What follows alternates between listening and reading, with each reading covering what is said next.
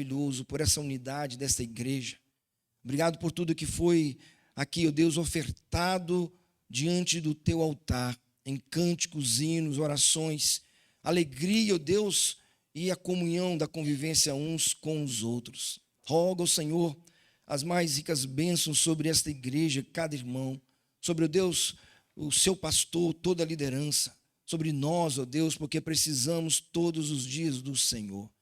Continue a abrir a nossa visão, continue a dar ao nosso coração, ó Deus, uma fundamentação nas Escrituras, a fim de que todos os valores e princípios éticos possam, assim, ser compartilhados no testemunho vivo do teu Evangelho. Que vidas sejam edificadas nessa noite, que vidas sejam alcançadas por tua graça e salvas para a tua glória. Em nome do Senhor Jesus, nós oramos. Amém. Vimos na mensagem pela manhã este episódio ocorrido no diálogo entre Jesus e a mulher samaritana. Neste texto foi abordado aqui os fundamentos para uma compreensão clara e profunda para fazer parte dessa colheita citada pelo Senhor Jesus no versículo 35 que acabamos de ler. Sem esta compreensão do estado e da nossa natureza, de quem faz parte então desse exército de ceifeiros convocados por Deus, irmãos, não seremos eficientes nesta colheita para o reino de Deus. Abrir a visão, sensibilizar os nossos corações, fundamentados nestes princípios e valores de Deus, cuja palavra assim nos apresenta. Por isso, o texto nos mostra algumas características necessárias dos ceifeiros, como mencionamos pela manhã. Eles definitivamente conhecem e adoram o único Deus. Eles experimentam da verdade a respeito de Jesus e seus ensinos. Eles entendem que o próprio Deus, ele se revela àqueles que adorarão em espírito e em verdade. Vivendo estas características desta verdade, obedecendo à missão, os ceifeiros, que são então os discípulos de Jesus, passam agora a ter os olhos abertos para enxergar o quanto os campos estão maduros, o quanto estes campos estão prontos para a colheita. Nos versículos de hoje, temos ainda algumas lições que precisam se concretizar e enraizar para que dê mais fruto em nossa vida e nossa comunidade. Diante disso, o discípulo, ele deixa alguma coisa e avança então para os propósitos maiores que o Senhor estabeleceu. Este é um princípio básico que vemos nesse texto. A mulher samaritana que carregava então o seu jarro de água. O versículo 28 diz justamente isso. Então, deixando o seu cântaro, a mulher voltou à cidade e disse ao povo. Ela foi encontrada pelo Senhor Jesus, e o seu coração foi completamente transformado a tal ponto de entender o evangelho da graça. E não somente isso, mas obedecer de forma a sua palavra, a transformar as vidas que precisavam entender quem era o Cristo. Diante disso, deixar o cântaro não era uma atitude tão simples, tão fácil, como talvez pensamos hoje. Era da responsabilidade da mulher suprir a casa com as coisas básicas, como água, pão, óleo, os afazeres domésticos. Dessa forma, o deixar o cântaro implicava, de alguma forma, abrir mão de cumprir as suas responsabilidades, sujeitas, então, a ser disciplinado, removido da sua própria família, ou talvez pelo seu marido, de que ela abandonou a sua responsabilidade no lar. Mas ela entendeu que precisava deixar algo para continuar e avançar diante dos propósitos maiores. Por isso que o caráter de um adorador, de um discípulo, possui aqui uma sensibilidade que, ao deixar algo para trás, o faz sabendo que avança para estes propósitos estabelecidos por Deus. O adorador, ele precisa deixar algo para trás. O adorador, ele precisa entender que se algo que o tem prendido o dificulta a servir a Deus e a ver e enxergar que os campos realmente estão brancos, então ele precisa se desprender de algo que ainda o segura, que o impede. Muito embora aquele vaso tinha um valor, aquele cântaro tinha um valor na vida daquela mulher, ela entendeu que o propósito de Deus é ainda maior. Eu não sei quanto a você, mas todos nós temos algo que nos prende. Algo, um passado distante, um pecado não confessado, uma intriga nas nossas relações e uma omissão de quem realmente somos. Não se engane. Já dizia Martim Lutero, o coração do ser humano é uma fábrica de ídolo. E todos nós criamos ídolos. Não pense que um ídolo é apenas um boneco feito de metal, feito de barro. O ídolo pode ser o seu trabalho. O ídolo pode ser o seu instrumento. O ídolo pode ser o seu namorado. O ídolo pode ser o seu filho, o seu marido. O ídolo é tudo aquilo que ocupa o lugar de Deus. Com isso, não estou dizendo que temos que abandonar as nossas responsabilidades ou as pessoas que amamos, mas se nós os colocamos acima de Deus, então eles se tornam ídolos e nos impedem de caminhar. E nos impede de enxergar algo maior que Deus, Ele estabelece e tem estabelecido para a nossa vida. Quantos ousariam a fazer isso? Deixar alguma coisa para trás que o impede de enxergar os propósitos maiores de Deus, tão somente para a sua glória.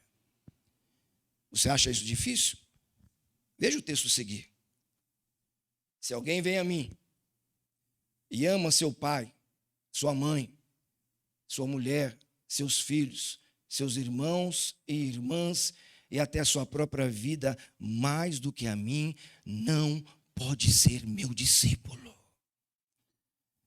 Jesus não está querendo que você desfaça relações com os seus familiares. Não, não é isso. Mas é algo que você precisa entender, que acima de todas essas coisas existe a sua própria vida. Se a sua vida for mais valorizada do que Cristo, então você acaba de se tornar um ídolo e faz de você um objeto de adoração, de culto a si mesmo. E é o que mais nós estamos vendo ultimamente. Nós conversamos ontem, falando num jantar, que temos dificuldade de fazer exercícios físicos. Academia. Como eu tenho horror à academia. Não, você que faz, continue. Eu tenho horror, eu. E olha que dos meus 13 anos até os meus 22 anos, eu fui um atleta nato. Eu tenho troféus, medalhas, eu vou jogador de voleibol. Cadê o Davi? Estava aqui. Está lá em cima lá. Davi está lá. Ó. Davi viu. Cortada bonita, não foi, Davi? Davi está ali que não deixa mentir sozinho. Eu sou muito bíblico quanto a essas coisas. Paulo orienta ao jovem pastor Timóteo: olha, o exercício físico para pouca coisa aproveita, mas a piedade aproveita tudo para essa vida e para a eternidade. Mas se, quando olhamos para as academias, minha esposa, meus filhos participam, vão lá, mas o que temos de pessoas se cultuando em seu corpo, um narcisismo, meus irmãos, é fora de controle. Essa é a geração que se cultua. Eles não estão interessados em ter uma boa saúde, estão interessados em expor a sua forma física. Isso é muito diferente. Precisamos ter cuidado com essas exposições além daquilo que é verdade. Você faz academia, continue a fazer para a sua saúde, mas não seja influenciado, não vá pela onda. Isso sem falar, meu Pai do céu, em vestimentas. A mulher cristã, o cristão, ele precisa aprender a se posicionar no mundo e principalmente na academia. Você está ali para fazer exercício físico, lembre-se disso.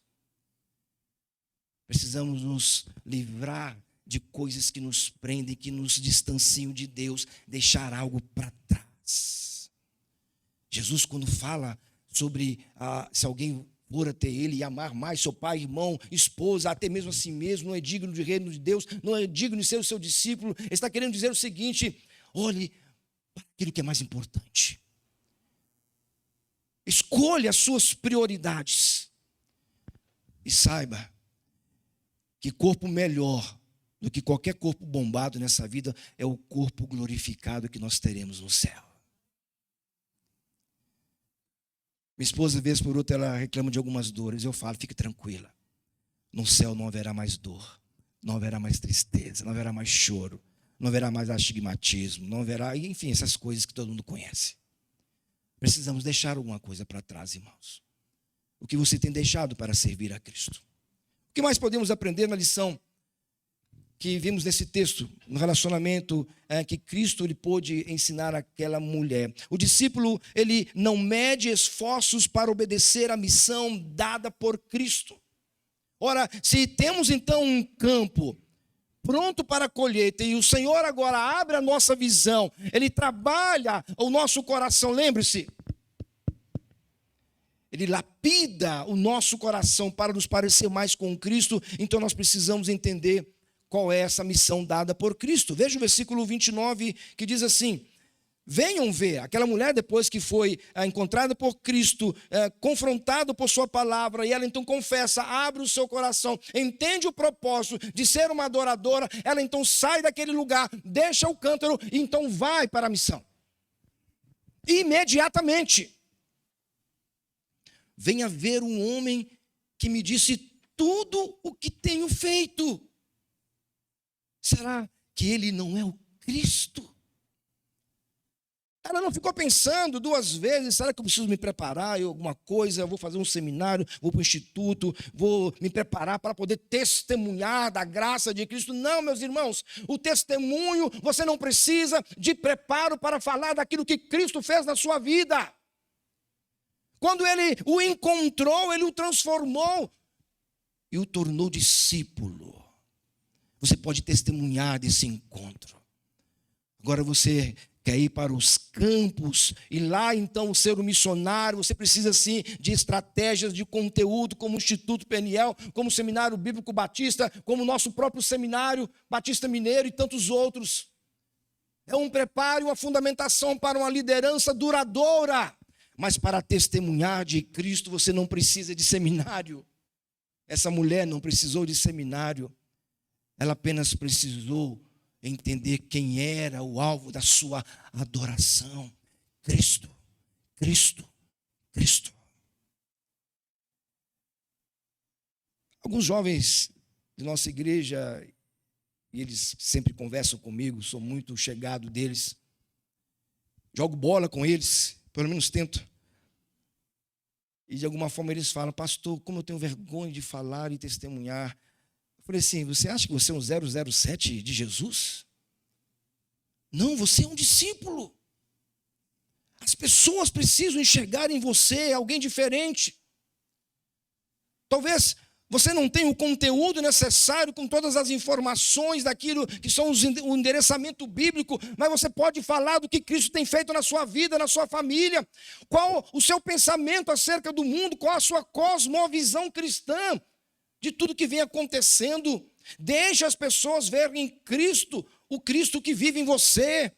Mas não evite, não ouse a ficar em silêncio, a demonstrar realmente quem você é. Se não for por palavras, seja então por ação. Que elas possam enxergar o brilho de Cristo na sua vida. Sabe por quê? Diante de todas essas questões, porque precisamos entender a característica do discípulo. Vejam bem, o discípulo, ele não se limita às suas fraquezas, ele as supera.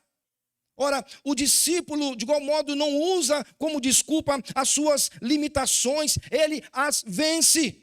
O discípulo não se esconde e nem recua em tempo de tribulação, ele avança. Ele não olha as circunstâncias, as barreiras, porque ele crê que o Senhor, o seu Deus, o sustentará. Ele abrirá o mar, se for necessário, como já fez no passado.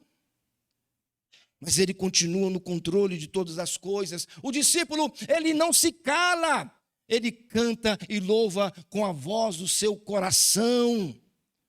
Nada pode tirar do discípulo do Senhor o prazer e a alegria do servir. Nós precisamos entender isso. O nosso coração já foi trabalhado pela graça do Senhor, o evangelho que nutriu completamente a nossa mente, nos tornando então aptos para prosseguir, confiados que o Senhor é que irá nos sustentar e Ele abrirá os campos e criará as oportunidades. Por isso nosso coração como adorador e discípulo precisa estar preparado a cada momento.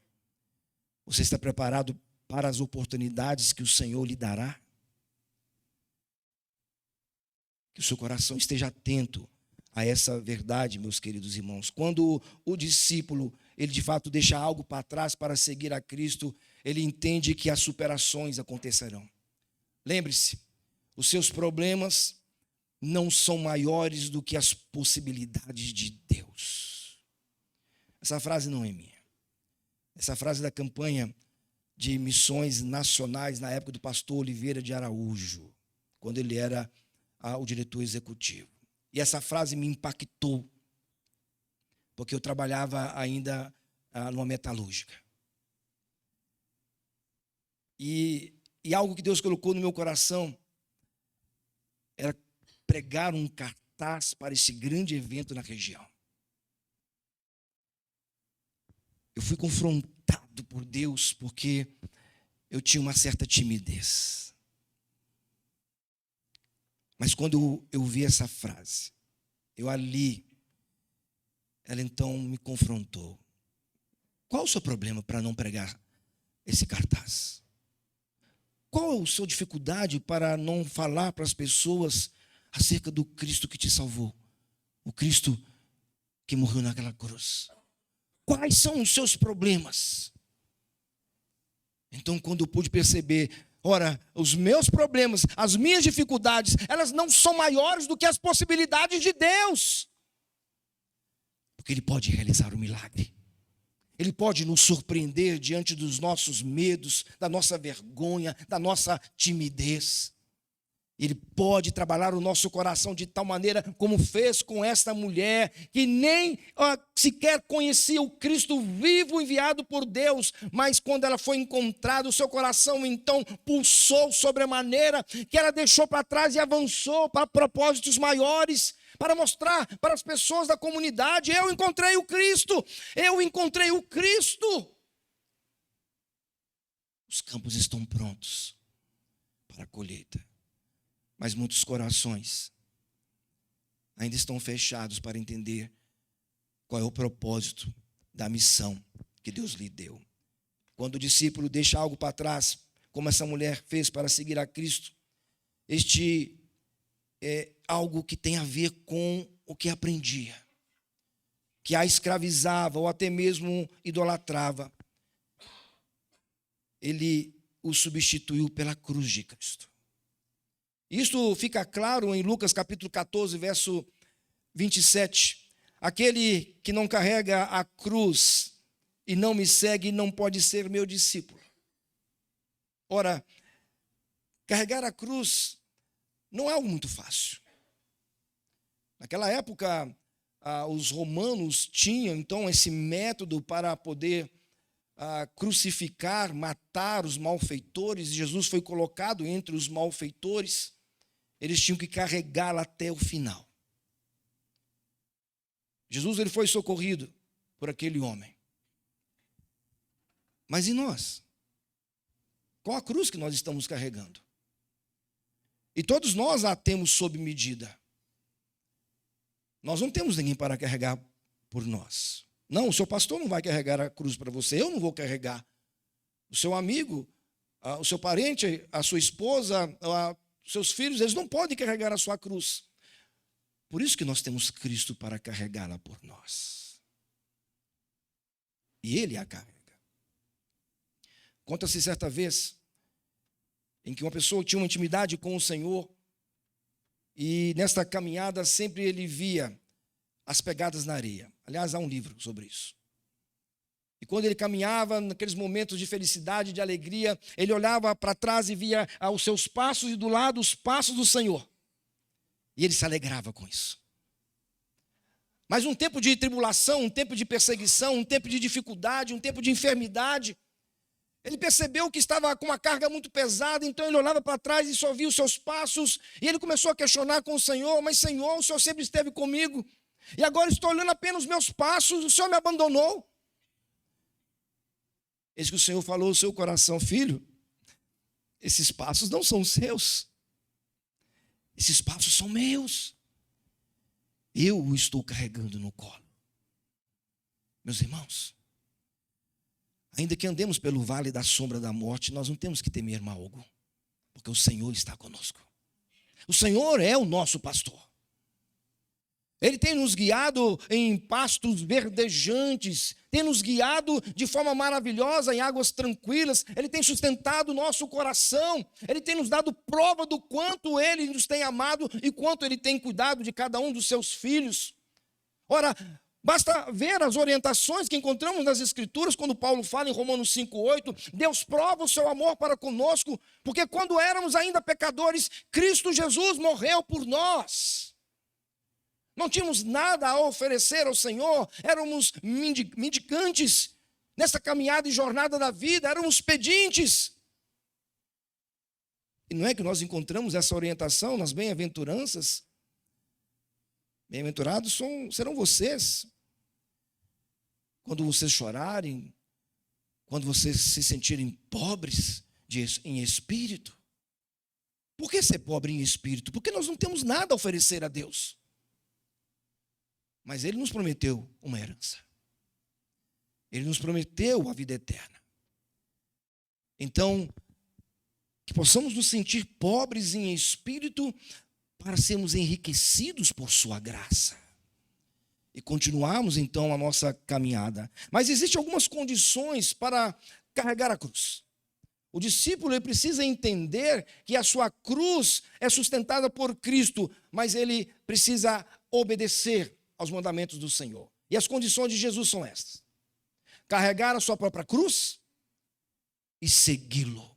Isso nos traz algo interessante, porque carregar a própria cruz significa aceitar as consequências da perseguição, das privações, das enfermidades, até mesmo da morte.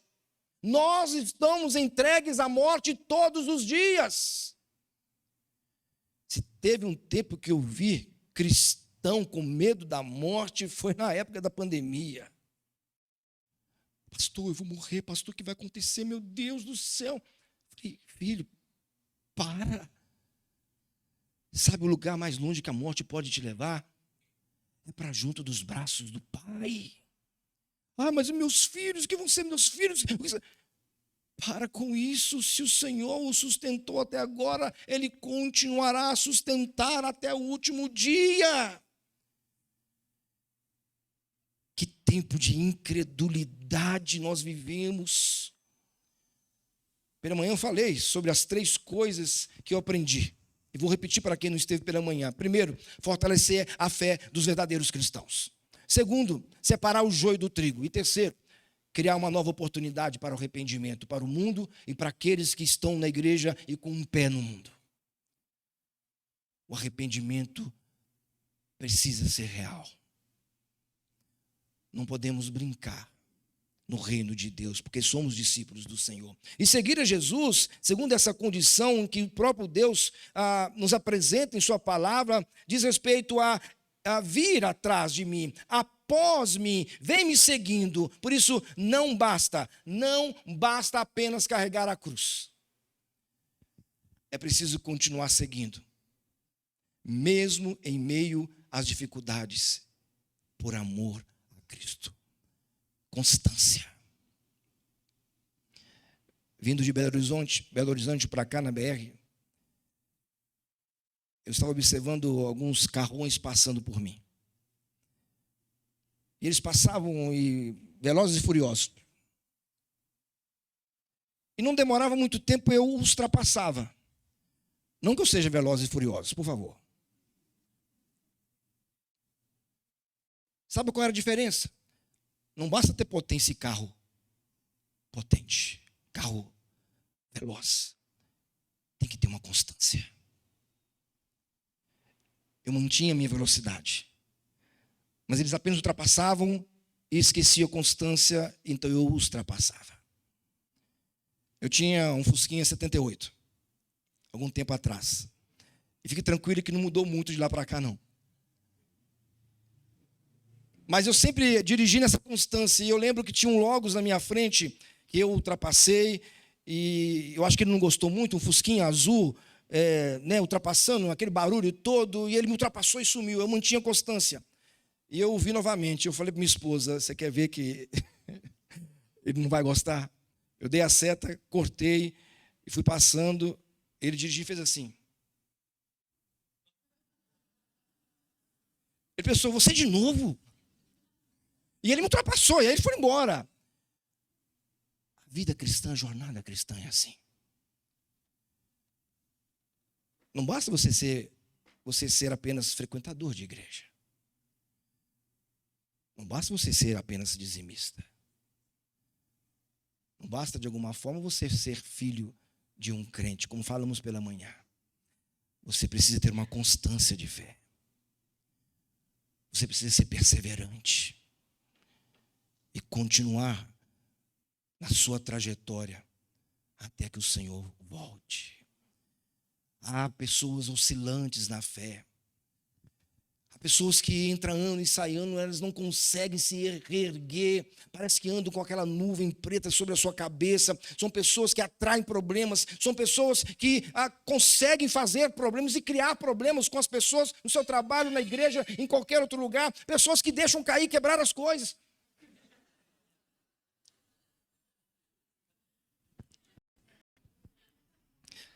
Pessoas que fazem muito barulho,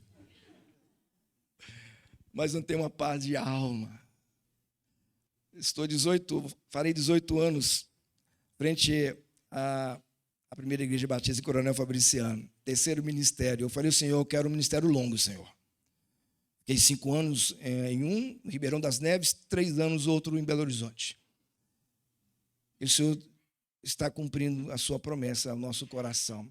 Mas em 18 anos eu posso dizer para vocês, as mesmas pessoas que eu conheci quando cheguei, que não fundamentaram a sua fé na rocha, são as mesmas pessoas que estão sempre caindo.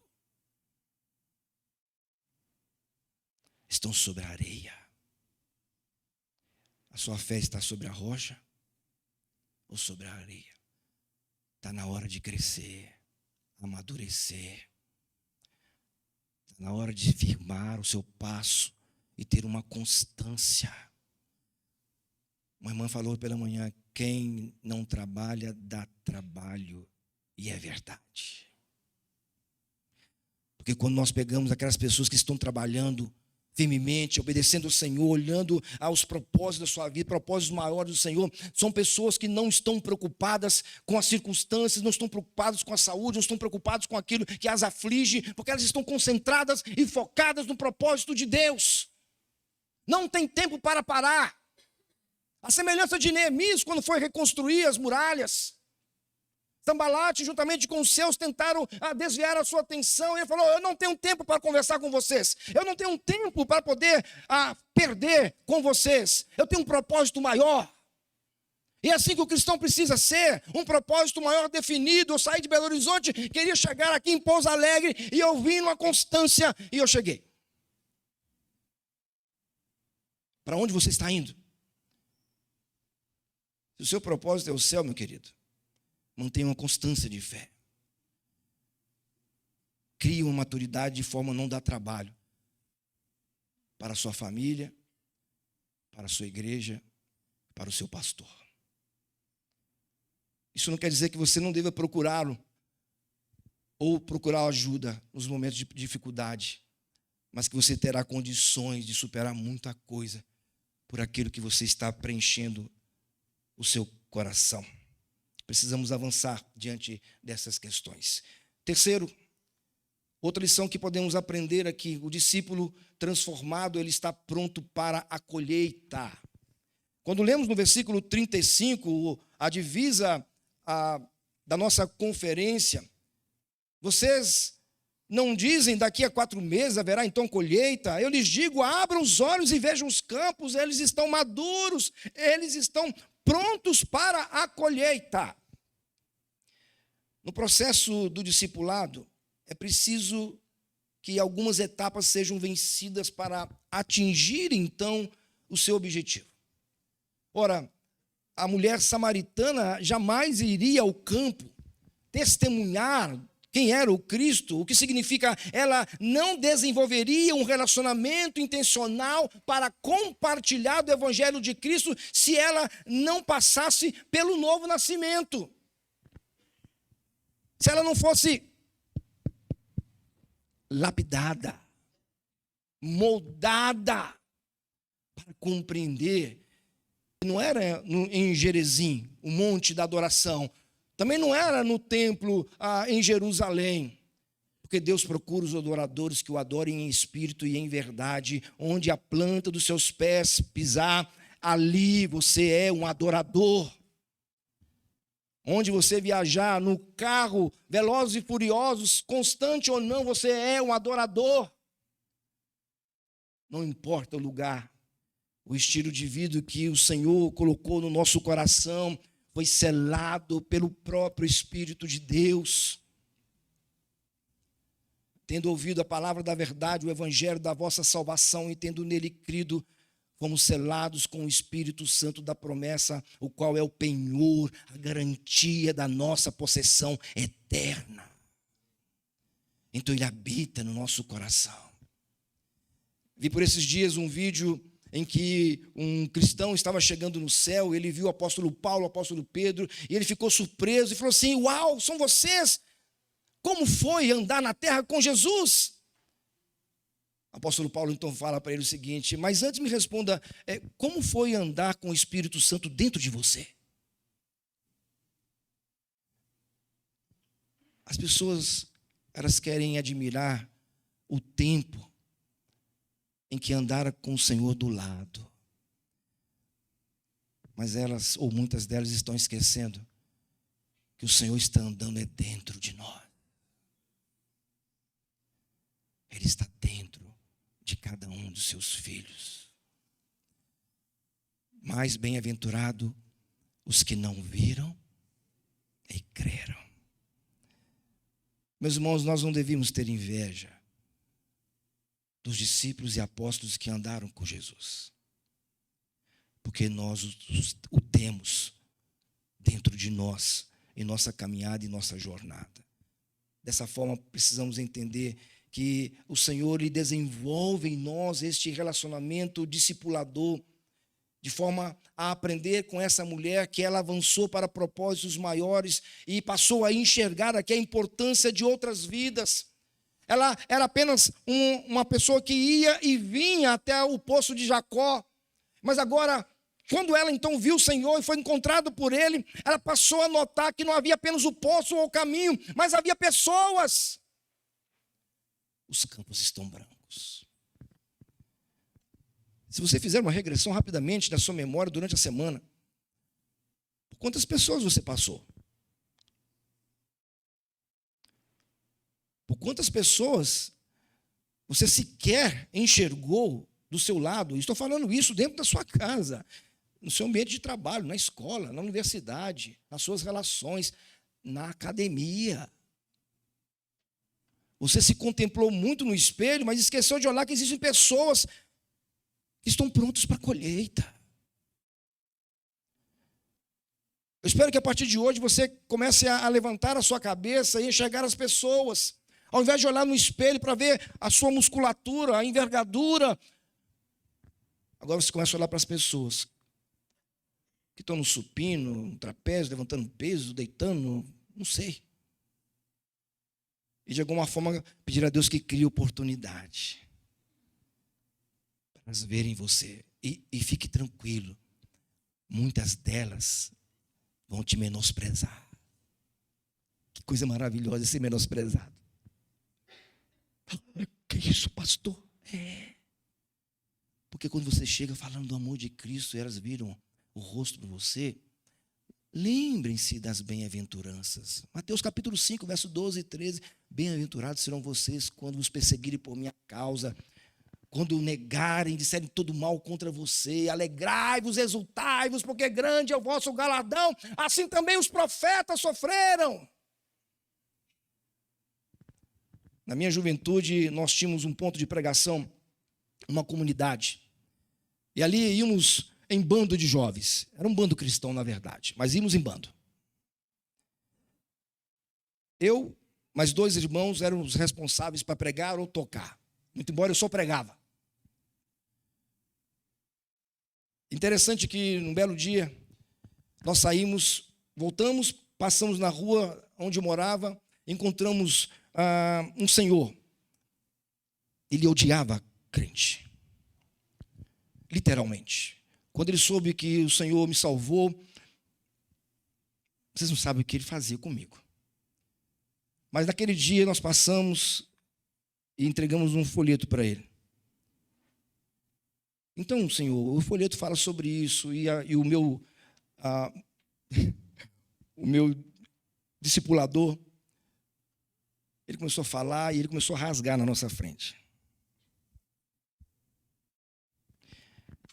Como era novo na fé, eu era mais polido, ele já não. Ele olhou para aquele senhor e falou o seguinte: olha, cada pedacinho de papel que o senhor acaba de jogar no chão será testemunha contra o Senhor no inferno, se o senhor não se converter. Boa tarde. E fomos embora. Eu saí assim: você é doido!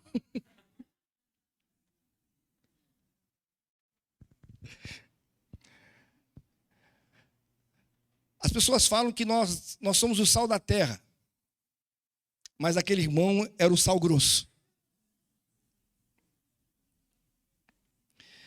Mas parece que algumas pessoas são como um fusca, preciso de empurrão para pegar. Eu não sei o que aconteceu depois com aquele senhor. Mudei,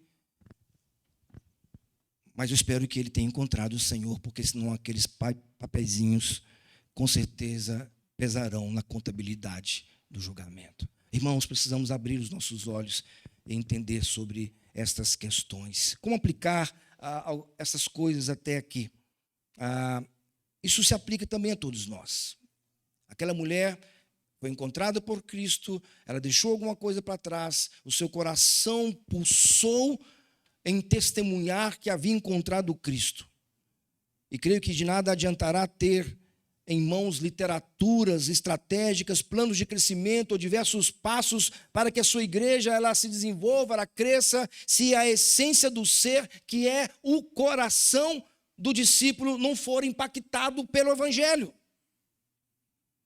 Desta forma, na teologia do seguir, abordar o perfil do discípulo bíblico deve ser a análise principal, tendo como base um coração transformado e abundante da graça de Jesus. A teologia do seguir é isso. É ser encontrado por Cristo, é entender quem você é entender a sua missão, é você avançar e atingir, então, o patamar que Ele estabeleceu como um propósito maior para você. Não fuja do seu propósito. Não abandone a sua missão. Prossiga, persista, seja constante. O Senhor te usará para a sua própria glória. Lembre-se, as nossas honras, elas não são aqui embaixo. Não. Nosso louro, a nossa coroa, o nosso prêmio não é nessa terra. Mas é lá em cima, junto ao Senhor. Quarto e último. O discípulo, ele colhe frutos. Colhe os frutos. Verso 42. E disseram à mulher: agora cremos não somente por causa do que você disse, pois nós mesmos o ouvimos e sabemos que este realmente é o Salvador do mundo. Veja o que aquela mulher fez, o processo que ela passou e onde ela chegou. É assim que Deus trata de cada um de nós. Essa igreja completou 51 anos. Como disse pela manhã, um pouquinho mais novo do que eu, pastor. 51 anos. Imagina os fundadores dessa igreja. Imagina as gerações que foram passando, vidas que foram transformadas, casamentos, batismos que foram feitos, unidade estabelecida, uma igreja conhecida pela vizinhança através de você, uma igreja conhecida pela cidade, através dessa unidade, dessa comunhão em que a igreja se vive. Isso me reporta para Atos 2:47, todos os dias, de casa em casa e no templo, não cessavam de anunciar o evangelho de Cristo Jesus, e o Senhor ia acrescentando cada um, conforme Ele quis. Porque as pessoas olhavam para os cristãos, e então eles entendiam, tem alguma coisa diferente com esse povo. Tem alguma coisa diferente com esse dono do supermercado, tem alguma coisa diferente com esse que é engenheiro, professor, não importa. Eu fui atraído dessa forma, pastor. 1988. Eu estava no boteco, 18 anos, e olhando então aquela juventude passando, tocando violão, uma alegria. E eu falei, que turma bonita. Eu olhei para o meu lado, meu amigo estava assim. Eu falei, que tristeza, onde que eu estou? Estava na universidade e eu vi uma pessoa que estudava na universidade, passando junto. Eu falei, esse camarada parece que é crente. E naquela semana eu encontrei com ele, falei, rapaz, eu vi vocês passando, de que igreja que você é? Igreja Batista Filadélfia. Vai lá fazer uma visita. Falei, vou mesmo.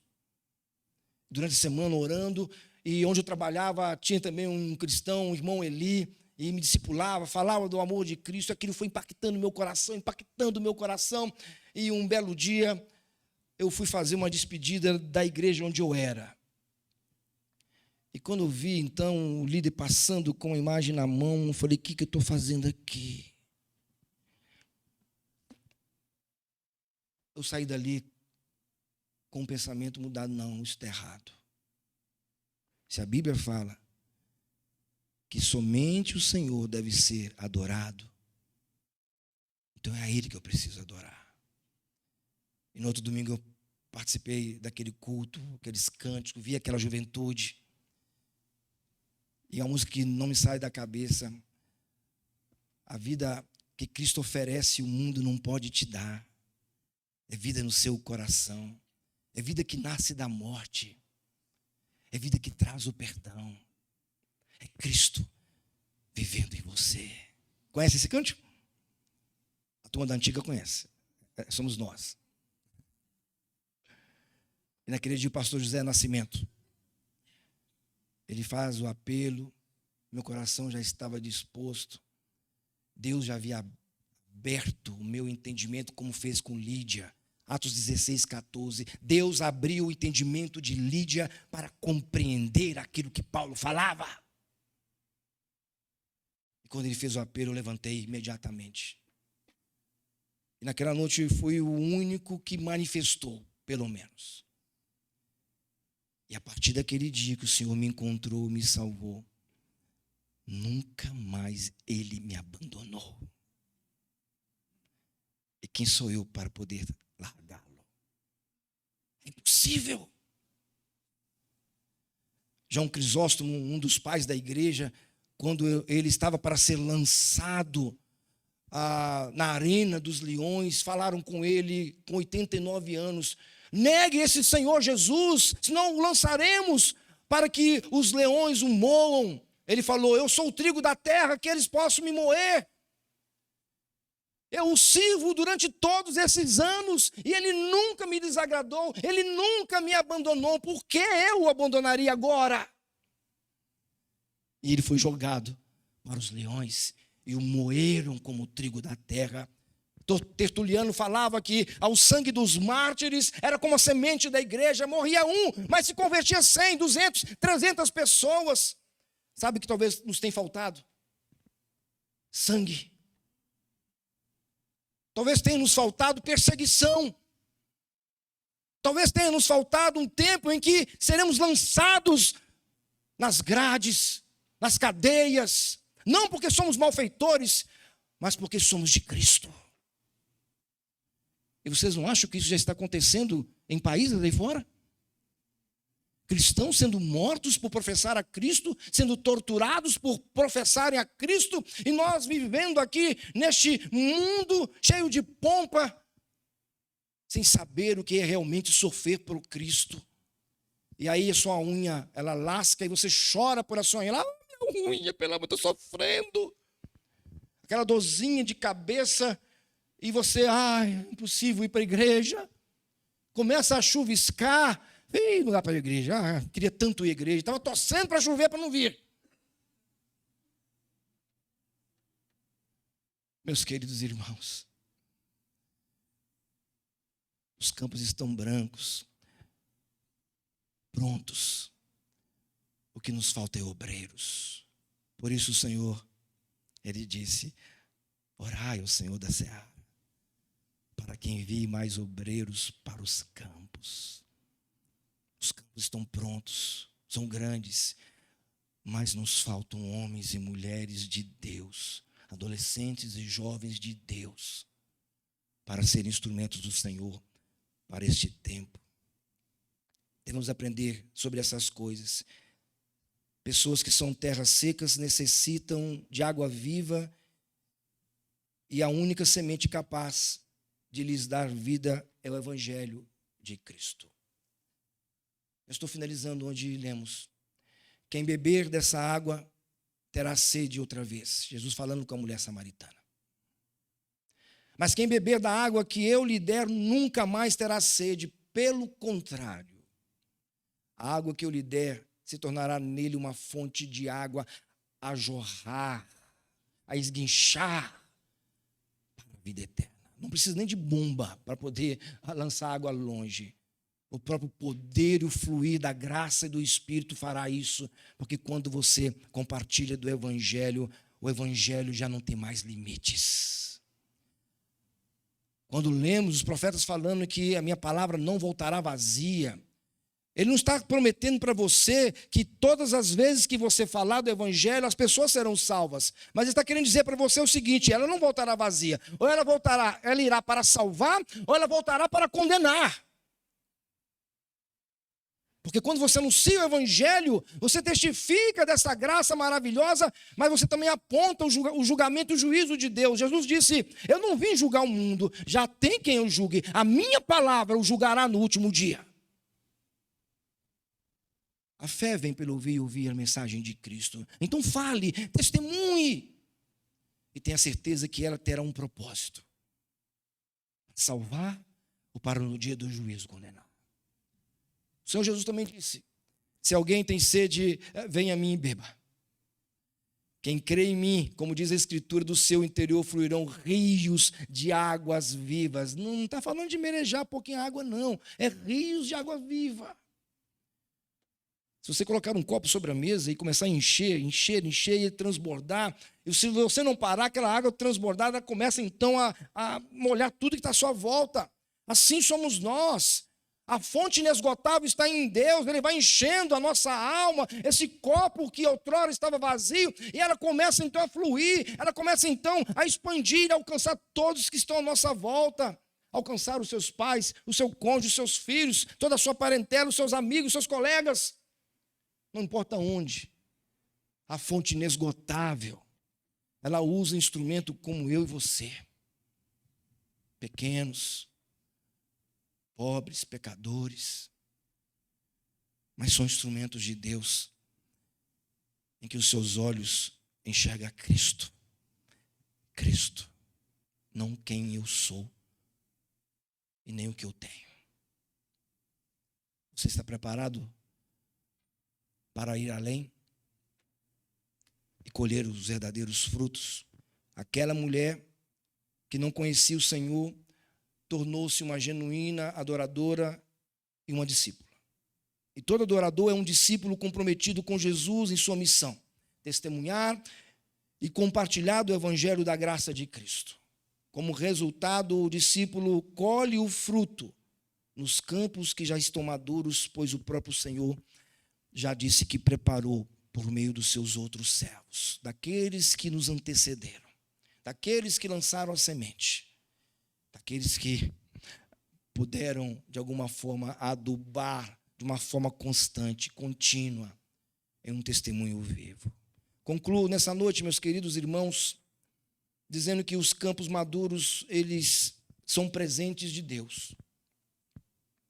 Presentes de Deus para os seus servos. E você não pode ficar fora deste projeto. E essas são algumas das etapas. Na conclusão, digo: pessoas se aproximam de Deus porque Ele os atrai irresistivelmente com sua graça. Todo aquele que o Pai me der virá a mim, e quem vem a mim de maneira nenhuma lançarei fora. Quando eu for levantado, atrairei todos a mim. Esse todos não pode ser a humanidade inteira. Esses todos têm a ver com aqueles que Ele comprou com seu sangue lá na eternidade. Eu e você que um dia confessamos Cristo Jesus. Nós que fomos abordados por essa graça irresistível e que nos atraiu com o seu amor. Pecadores arrependidos reconhecem suas falhas e pecados e se saciam em Cristo com água viva. Vejam que essas foram as etapas daquela mulher, quando foi encontrado por Cristo. Adoradores genuínos deixam alguma coisa para trás. Seu pecado, a idolatria, tudo aquilo que o impedia de enxergar com maior nitidez que os campos estão brancos e avanço para propósitos maiores. Para quê? Para a glória de Deus. Sabe o propósito de todo homem, a confissão de fé de Westminster diz: o propósito de todo homem é glorificar a Deus e adorá-lo para sempre. Esse é o nosso propósito, esse é o seu propósito. Adorar a Deus e glorificá-lo para sempre, a ter um contentamento em Cristo neste tempo e na eternidade. Nós começamos agora, o já e o ainda não. Começamos agora a compreender essas coisas, a experimentar, mas na plenitude. Lá então, o Senhor, Ele nos dará o contentamento por toda a eternidade. Pessoas transformadas, elas se tornam discípulos poderosos para compartilhar o evangelho de Cristo aos campos que estão prontos para a colheita. Eu quero finalizar com uma ilustração. Um ferreiro, ele estava trabalhando um belo dia e ele precisava separar as ligas de ferro, as ligas boas de ferro. E conta a história que ele trabalhou o dia inteiro para quase o anoitecer. Ele pegava, aquecia as ligas de ferro, colocava na bigorna, batia a liga boa, ele separava a liga ruim, ele jogava fora. Isso foi o dia inteiro. E no final da sua jornada, ele limpando o rosto, ele olha para trás, viu as ligas boas em menor número. Mas quando olhou para a pilha de ligas ruins, inúteis, ele teve um insight. Ele pensou: Senhor, eu não quero fazer parte desse montão de ligas inúteis. E fez uma breve oração. Deus, malha-me quanto quiseres, mas não me lance fora na pilha dos inúteis. Em que pilha você está?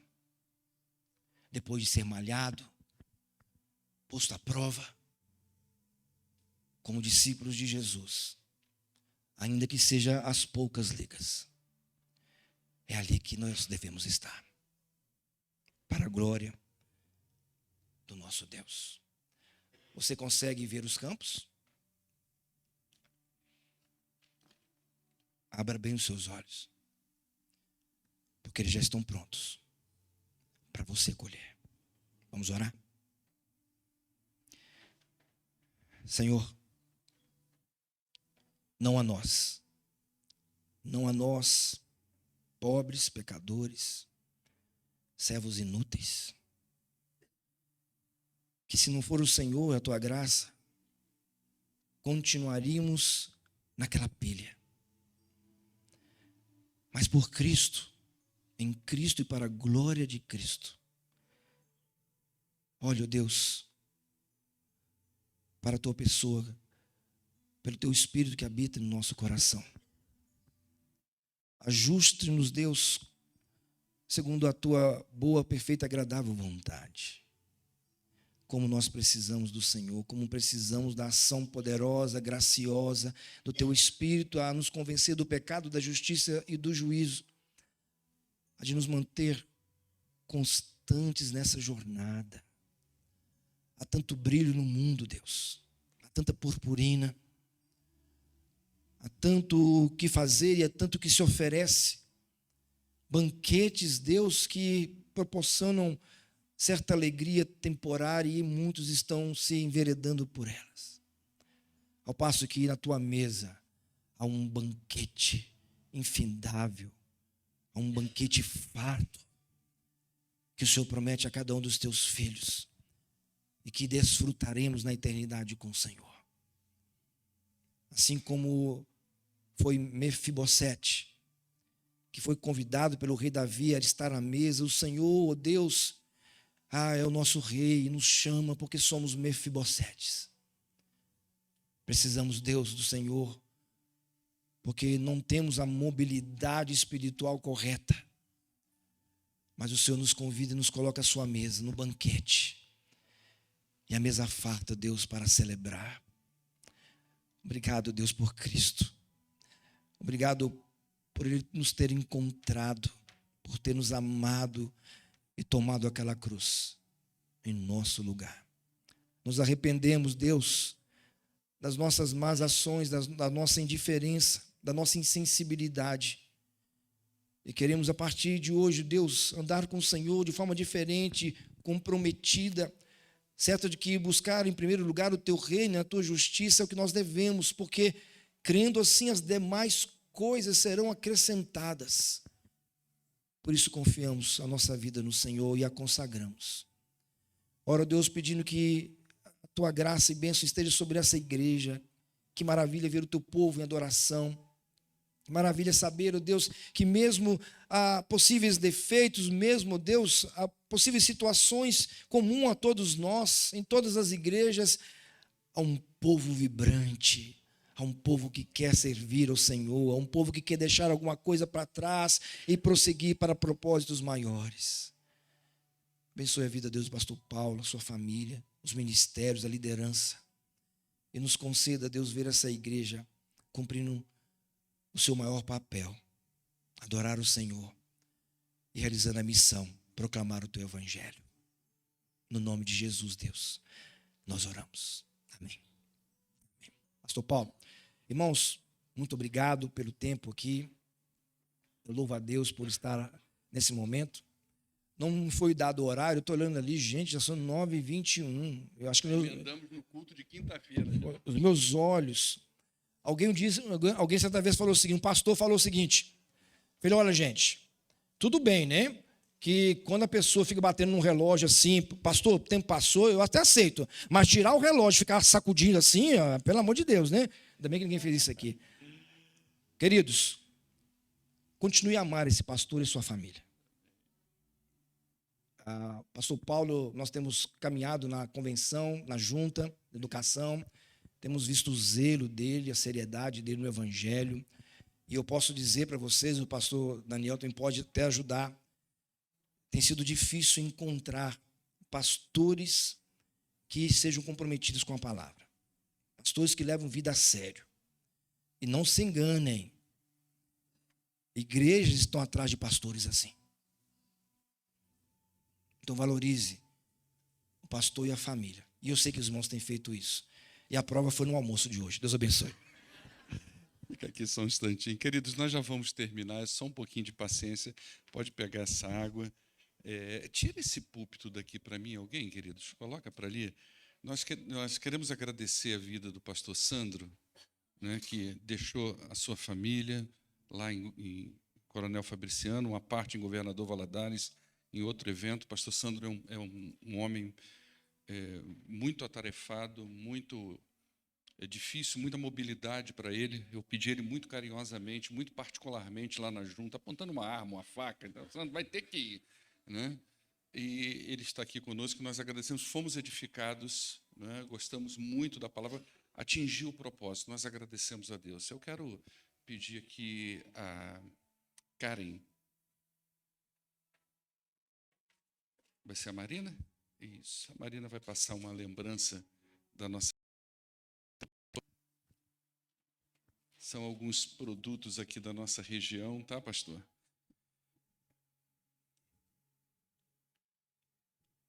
Isso, que Deus abençoe a sua vida. Divide, não come tudo no hotel, não, divide com a esposa. Fica aqui, querida. Então, isso faz levar à academia. Academia, exatamente. Pastor Daniel e irmã Beth, nós temos lembranças para vocês também. Se pudesse vir aqui, por favor.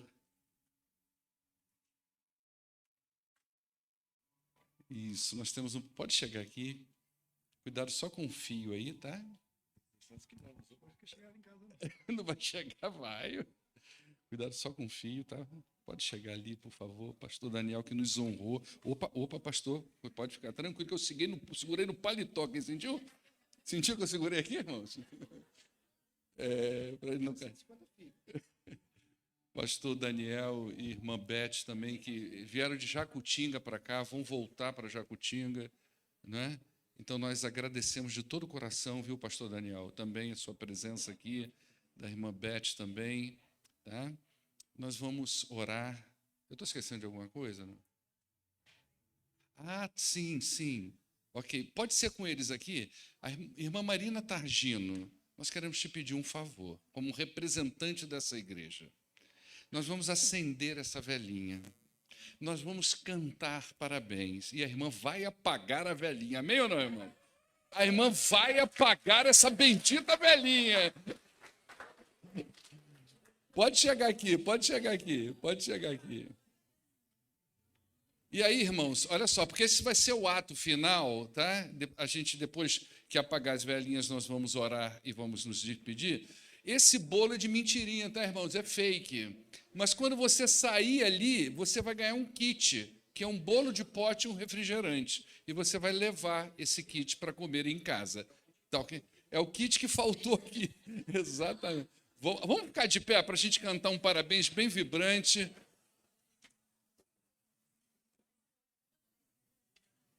E vamos lá, espera aí. Pegou?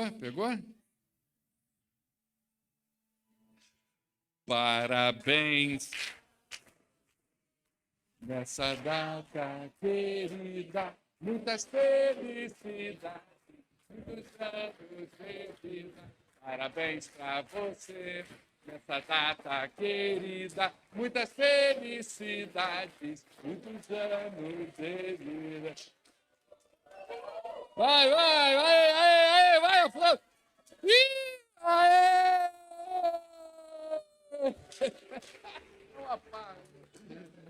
Queridos, vamos orar ao nosso Deus, tá?